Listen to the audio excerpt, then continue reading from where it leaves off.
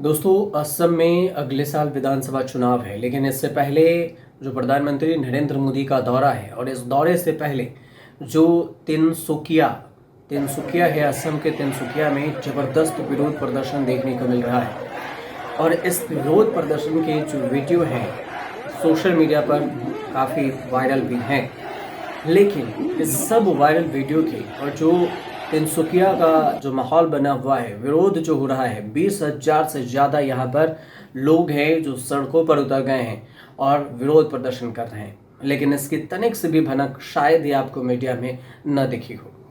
अब मीडिया में इसकी कोई चर्चा नहीं हुई ज़्यादा तौर पर कि 20,000 से ज़्यादा लोग सड़कों पर क्यों उतर गए, क्यों असम के तिनसुकिया में विरोध प्रदर्शन हो रहा है, वहाँ आदिवासी समुदाय क्या कुछ मांग कर रहे हैं, लेकिन इसकी चर्चा आपको कहीं नहीं दिखी होगी।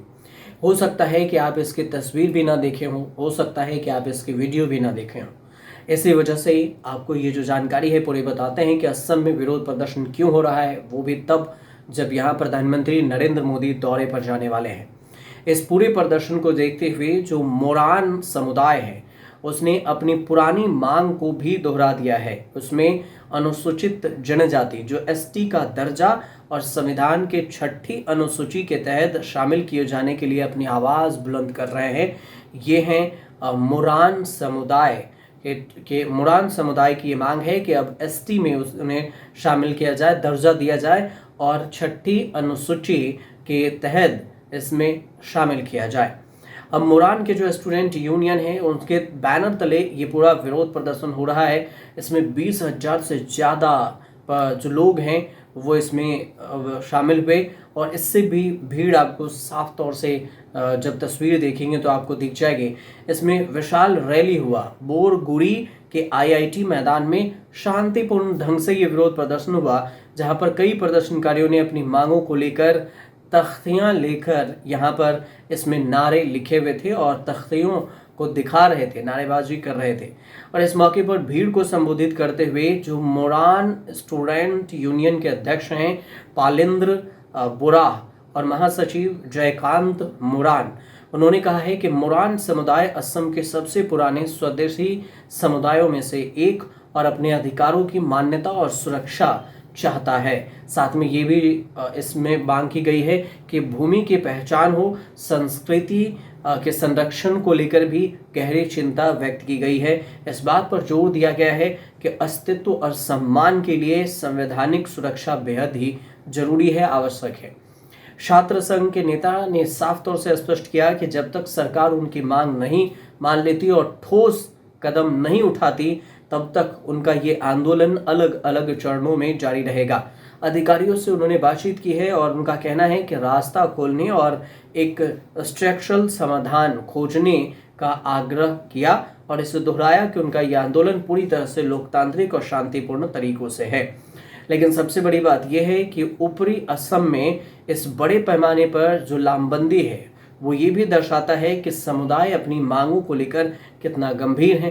साथ में प्रदर्शनकारी संवैधानिक ढांचे के भीतर मान्यता और सुरक्षा हासिल करने के लिए दृढ़ संकल्प को भी उजागर कर रहे हैं। सबसे बड़ी बात यह भी है कि आदिवासी समुदाय एक बार फिर से सड़क पर उतर चुके हैं और काफ़ी इसमें हजारों, देखें 20,000 से ज़्यादा जो लोग हैं विरोध प्रदर्शन कर रहे हैं। कहा जा रहा है कि विधानसभा चुनाव से पहले ये पूरी जो मांग है वो पूरी हो जानी चाहिए। जो असम में विधानसभा चुनाव है 2026 में है और इसी को लेकर राजबोंगसी, मोरान और कोच राजबोंगसी के तिनसुकिया और धुबरी जिलों में बड़े पैमाने पर विरोध प्रदर्शन हो रहे हैं। ये सारे जगह के नाम हैं जिसको हमने आपको बताया है।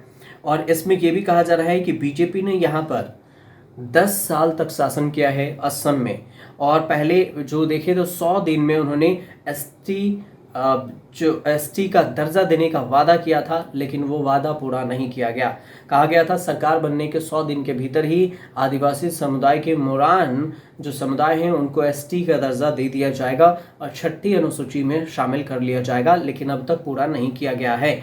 और इसी वजह से चेतावनी दिया गया है कि अगर 2026 के चुनाव से पहले हमारी मांग पूरी नहीं हुई या फिर नज़रअंदाज किया गया तो हम आक्रामक तरीके से आंदोलन करने पर मजबूर हो जाएंगे। सरकार पर धोखाधड़ी और निष्ठाविहीन होने का आरोप भी ये लोग लगा रहे हैं। 72 घंटे के जो जाम है, लोगों की भीड़ है, ये यहाँ पर देखने को मिली।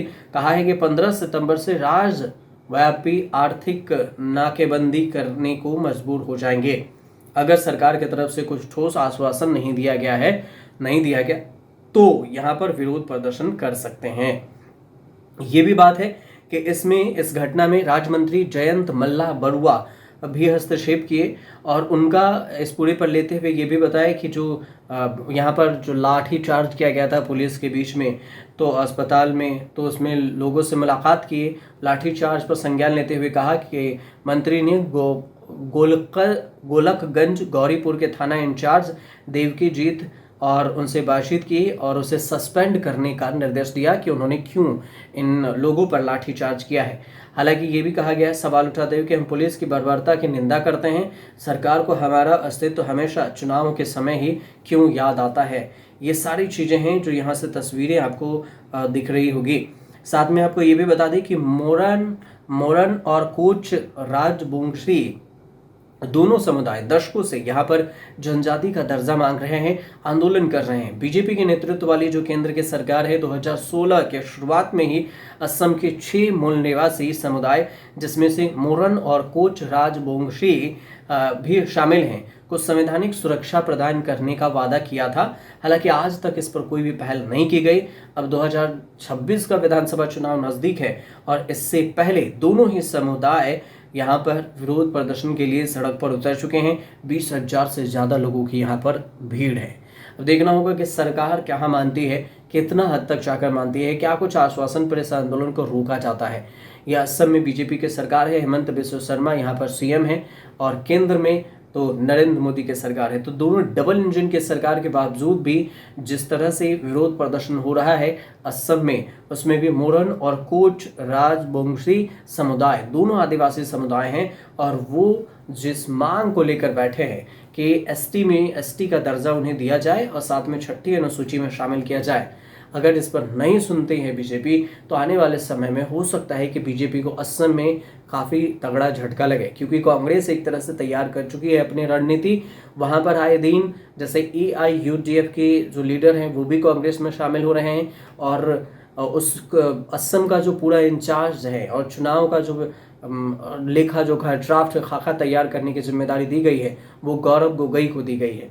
गौरव गोगोई आए दिन वहां पर एक्टिव हैं, काफ़ी एक्टिव हैं और धरातल पर जुड़े हुए भी हैं कि बीजेपी सरकार को इस बार जमीन से उखाड़ फेंकना है। कितना असर होगा ये आने वाले चुनाव में पता चलेगा।